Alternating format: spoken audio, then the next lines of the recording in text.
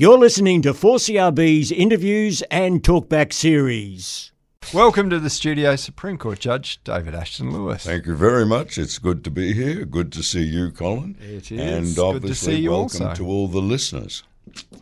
Well, we've got an interesting topic today, David. I'll let you swing away and hit off. Well, we were talking and have been talking during the week about, we've got a number of topics coming up, but one of the one that's really come up a lot with us is negativity. And you were telling me that there's been quite a few callers who've said, can we get away from negativity? Look, at 4CRB is often, if we try and boil it down, we try and define it, we try and define why it is so popular and what it is. I think to each individual person it is something different, but we can grab some of the common features. One of those things is positivity. Yeah. In a world where we turn on the television and all we get is negative, who's to blame? Can the government do more? And who can we sue? Yes. They're the three big things. People say it's a place to go where we just get joy and happiness. Well, that's a lovely thing to hear, because I would hope that the station does do that. Now, one of the things that always the human nature as it is, tends to be always attracted to the perverse, yes, the evil, the wrong, whereas joy and laughter and happiness is not given too much time. Now, I think anyone would recognise that news today is 90% negative. A house burns down, or young people breaking into homes and stealing, or on the international scene, Donald Trump and his behaviour, or any president. And you really need to stop and think, this is not the world. And negativity probably only accounts for about 5% of human behaviour. But we never hear about the other 95%. Yet, when a person hears a story that is heartbreakingly kind, they tend to be just drawn to it. It does invoke an emotional reaction, doesn't it? And, it does. And those wonderful pluck the heartstring type moments, yes, where you hear someone who's been hard done by and has overcome adversity, are usually the stories that resonate well. We were also talking about the fact that what we often find is, if we look back to our childhood, and I was using the yes, example of Looney Tunes, yes. and I always loved Looney Tunes when I was a child. For those who don't know what that is, or maybe from the younger demographic, we had Bugs Bunny, we had Yosemite Sam, we had Foghorn Leghorn, yes, we had the Roadrunner, and in every one of those, good triumphed over evil, or the negative always lost out to the positive, if we want to boil it down to its basic form, and that replayed every episode, yes, that we watched. Yeah.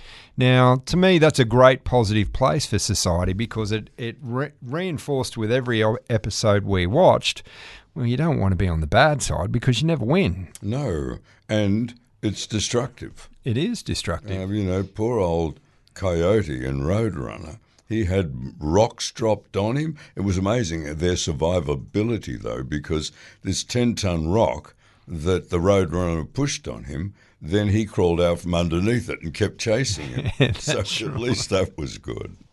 So, look, and you fast forward to a world today with, and I know I've got to be careful here, because I'm told that I have a very clear opinion of social media, where social media really isn't about right and wrong anymore. It's about what's funny and what's popular. So right and wrong is pushed to the side. As long as it's funny and popular, we can show you whatever we like. Yes. And that is, if we continue to reinforce that is what we see on a daily basis.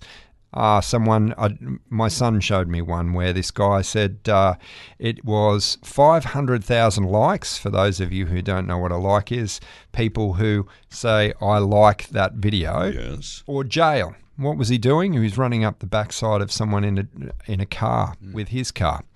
And he did that, I think, about 15 times. He got his 500,000 likes, but also went to jail. The police caught him.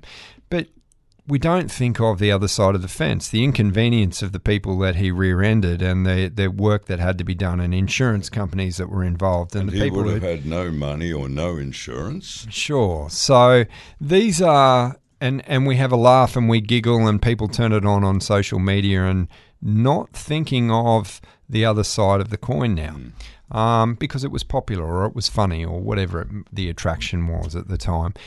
I think we can see a mirror in our society on those sort of things. It's a mirror in each of us. We all like the sneaky.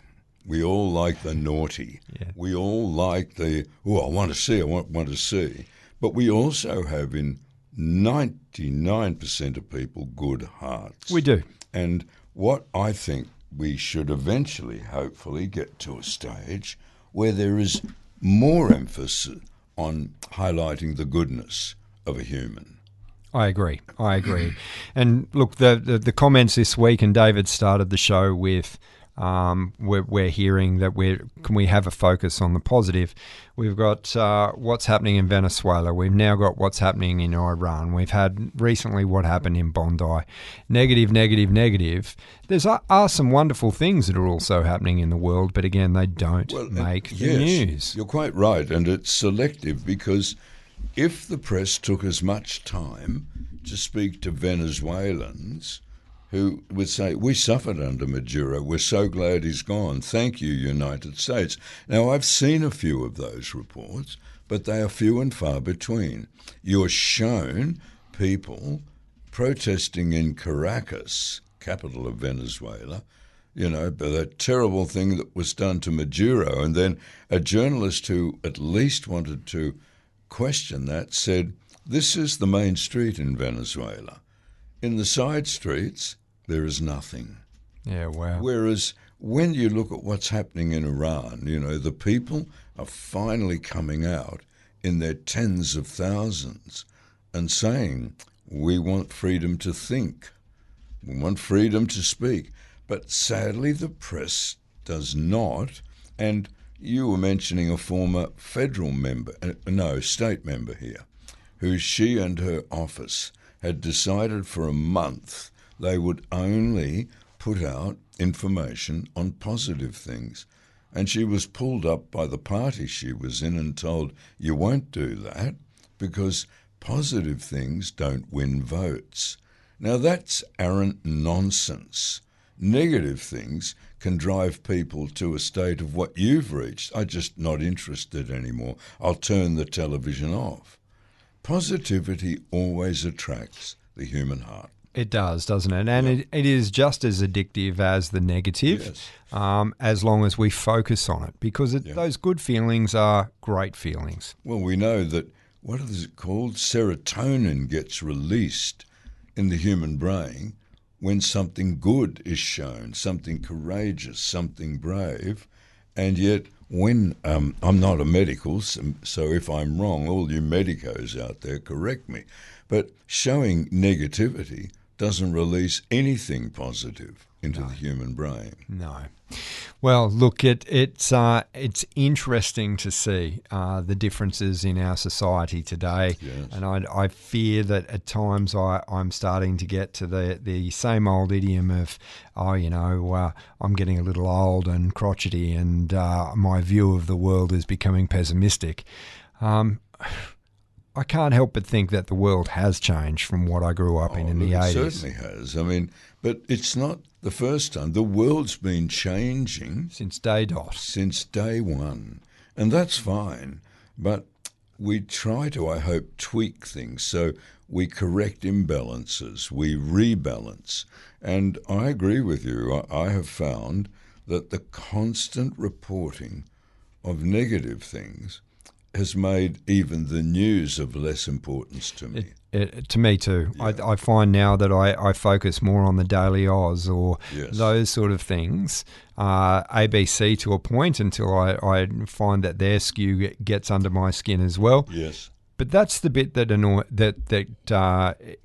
can be not an agitation, but a rasp, maybe, I suppose, is the better way. When we were speaking about this prior, about how there was only reportage on the ABC and a couple of other stations, while all the other stations and social media kept away from it. Yes. What was that? It was the Islamic woman and her children who were put upon in, forgive me, I think it was Sydney or Melbourne. Yes. It was only reported in a few news services, and again, the rest were conspicuously quiet on that, silent. Did not report on it at all. Now, whether for whatever reason it was, it's still news, and the decision on how we feel about it, what we think, what our point of view is our own and should be uniquely our own. Well, isn't that what journalism should encourage? For instance, if a piece of news is not nationally important, then don't report it, ABC or the national reporters. If it's a matter of state significance, definitely the state news report it. And what we have, I think, is a blurring of lines. So you get a fire in Nerang that comes onto state news. Now, a fire in a home in Nerang to the family is devastating, is everything. But it's not worthy, in my view, of being promoted up in Cairns or out in the west of Queensland. It's irrelevant to that. Sure. So that's hardly, while it's negative, it's hardly news. And I certainly have wondered why the editors of these things don't ask a number of questions. Is this of state importance? So it'll affect all the state. Is this totally negative? Is there anything positive that can be drawn out of this? Now, probably the answers are always there, but the emphasis usually tends to lie in the negative. Look, I come back to negative can be put a certain way. And to me, we're delivered opinions most often than not the facts, and allow us to form our own opinion. Yep. Now, that's the way news once upon a time. Yes. Deliver the facts, the opinions will be the opinions of the community. It's changed somewhat. Do you think the government should do more? Who's to blame? We are prompted for our opinion, or we're prompted to think who's to blame. Should the government do more? Who can we sue? All of those type of extreme negatives, if you ask me. Because so you're always looking for who's to blame. Sure. Where did this go wrong? Yes. Never looking at, but I mucked it up. No, you never look at that. Oh, that's a good one. Yeah. And look, a great example of that is my son went to the same primary school I did many years ago. When I was young, a girl fell off the monkey bars and broke a collarbone, and it was I can't remember her name, but terrible. Sally went home and came back with a sling, and off we went. Fast forward 30-odd years later, and Nathan goes to school. A little boy falls off the monkey bars and broke his arm this time, and the monkey bars were removed from the school, and the little boy's parents sued the school. Yes. Now, these are just kids. They've gone to school. People break their arms. They hurt themselves. It could have happened in their presence, for goodness sake. But this is the world we've developed into. Why? Because that's just the way we've been educated or shown that is the right way. Is it the right way? We should be continually questioning that. Yes, I know. Look, you're perfectly right. And what it does is it also deadens a society to questioning, stop doing this, or is it right? No, society, just like lemmings, accepts it. And so you turn on. It's harder to speak up than it is, and speak up and challenge, than it is to go, look, we'll just let this one go through. And remember those famous words, all that it takes is for evil to triumph, is for good men and women to do and say nothing. Yes. And yet you then move to an extreme. My little girl fell off the monkey bars, rip them out. They're not going to be there anymore. That's right. That's not an answer. No, it isn't. The answer is supervision of children on the monkey bars and training of them during class. These, if you fall, you can hurt yourself. So be extra careful when you're on them. And the shame of it is, mate, we can now apply that out to our societies. We can apply that out to everything that's going on in the world. We can't control Mother Nature. We've seen fires down in Victoria. We've seen floods in Queensland, and we can't control Mother Nature. That's just an act of God. Yes. But when scooters are harming people and people are doing the wrong things willfully, we can do something about right and wrong, and we can do it very quickly when we want to and we have to. Well, I was walking down a public pathway outside shopping centre, and I heard zip past me and then zip past me two probably 12-year-old boys on these bikes that do 25 kilometres an hour. They know none of the road rules. They didn't have helmets or anything on. They're riding on a public walkway, and if I'd been infirm, I could have been knocked over. And so this is where we drop the ball. We bring these things to the attention of the public for joy. Yes. So a 12-year-old can jump on a bike that is charged and he can go to his friend's place.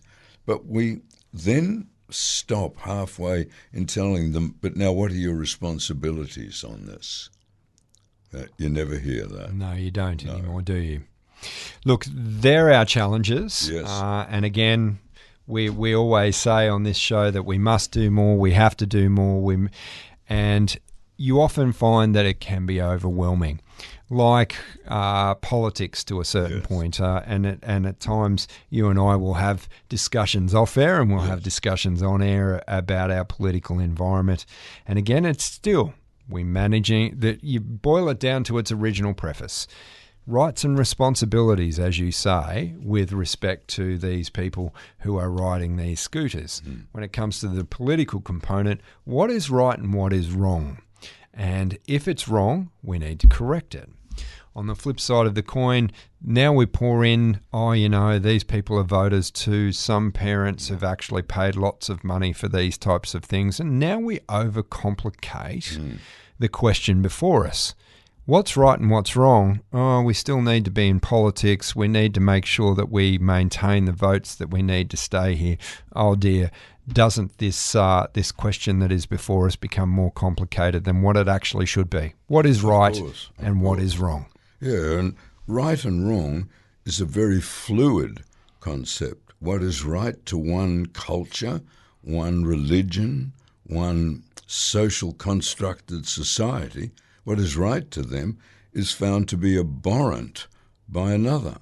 Sure. So when you live all under a one roof, and this is where the British were really smart, when they set out clearly from the late 1600s the separation of church and state, which had been around then for about 200 years, but that when you live in a multi-homogeneous community, the only way to go forward is to uphold the role of the predominant, and everyone, whether you're black, white or Bringle, says, no, I will adhere to that. For instance, any racist, any person, I've met Jacinta Price, within a minute, you're not even looking at her Aboriginal features or the fact that she's half race. It's just Miss Price. But it's when she comes marching in, not her, and saying, I want my Aboriginality lauded, that it causes division. Yes. And so what's the main thing we want? Everyone adheres to the one set, and for us, it's Australian rules, Australian culture, Australian values, being Australian.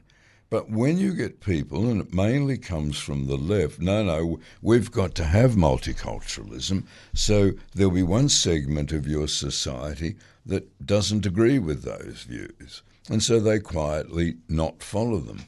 And you want to say, well, how on earth can you build a peaceful and a strong society when you've got people in that society who say those values are not my values? And look, there are some that I have heard recently say that as a tag to come into this country. Let's just use that word. Yes. That there's a code of conduct, Yes. and that code of conduct you sign, that you know that you will abide by the rules of the land. You will follow this. You will follow that. You will uphold Australian values. You will ensure that you came here because you want to raise your family in a better place and not bring old fights to the country. And if you step outside those bounds, we send you home. Now, that's extreme. Very extreme. Hold on. Yeah, it's now considered extreme, but what society, tribal or otherwise, put up with. And I spent 12 years in the wild highlands of Papua New Guinea. And anyone who was in a tribal group who didn't adhere or tried to push for change and couldn't get the numbers, they either silenced themselves or they were silenced. Because there was an understanding at a less developed level, if we are to survive, we must be one. Now, the great thing about Bondi, I think, is that's got people thinking about this. I don't want to stop anyone of a different culture coming and contributing to Australian life. No. But I want them, one, to know what are the values of this land called Australia. What are their values as to truth, honesty, law, separation of powers of church and state? Oh, I now know those. And then be asked, do you adhere to those? Are they something that you adhere to? Now, you and I both know people who want to emigrate here.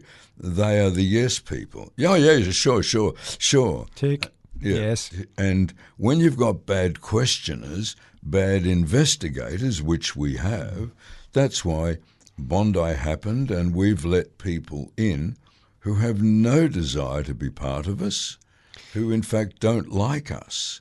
Now, we've got to address those. Now, how do we address those? Not by constantly dealing with negativity. Oh, that person should come because they live in a persecuted land. Look, I struggle with using ethnicity in this debate. Yeah. 2 years ago, we had a madman run around a shopping centre with a knife. He was mentally ill. Yeah. We didn't talk about his religion. We didn't talk about where he came from, whether he was from way back when, from Azerbaijan. We just realised it was an act of madman. Yeah. And that happens in all walks of life, in all nationalities, in any point of view. So the point being is that and I really don't want to harp on Bondi. No. Active madman can happen at any stage. Anywhere, anytime, for any reason, and in people's mental health can be quite fragile at any stage in their life through any sort of trigger. And domestic violence is probably one of the biggest plagues on our society. Yes. Well, last year, 7,800 people were killed in acts of domestic violence. Now, that's the majority of them were women, and that statistic is not easily found or publicised. But that is a bigger curse or a blight on our society than a lot of the things that we're focusing on. That has come about because of a light-hearted attempt to set down a goal of what married life is, what relationship between a man and a woman should be. And you can see it in, again, this multicultural aspect. What is wrong to you is not wrong to me. And I live in a multiracial, multi-ethnic, multicultural society. You can never develop an adhered society if you've got 4 sub-societies running in it. Well, you respect that law, we don't, because it's against our religion or our culture or our beliefs. And that really, you don't need to be a genius to see that if you're going to build a strong society where you're not just focusing on the negative all the time, you have to have a society. You have to be a body corporate of people who adhere commonly to a set of values. We don't have that now. That's been challenged and changed. An interesting point of view. David Ashton Lewis, a quick summary before we round up. Well, negativity breeds greater negativity. But if you start teaching positive, The lighter positivity tends to have a much wider arc socially, politically and culturally than does negative. So we started off today talking about how the news and everything is negative. Well, it is. And until we decide, we don't want to hear it all the time. We want to hear, I remember once positing with you, we should have a half-hour show every week called The Good News Show. And the funny thing is, I was told by Dulcie and Hilton, who started the station, that there was one bulletin a day that was going to be filled with positive news. Yes. One news bulletin. I think it ran for a grand total of 2 weeks because it was too hard to find the positive. Well, I'd say, I don't think that is the case now. So that's our take for today. There's too much negativity in our society. David Ashton Lewis, thank you for your time. Thank you. You've been listening to 4CRB's interviews and talkback series. Support local online content and become a financial supporter today at 4crb.com.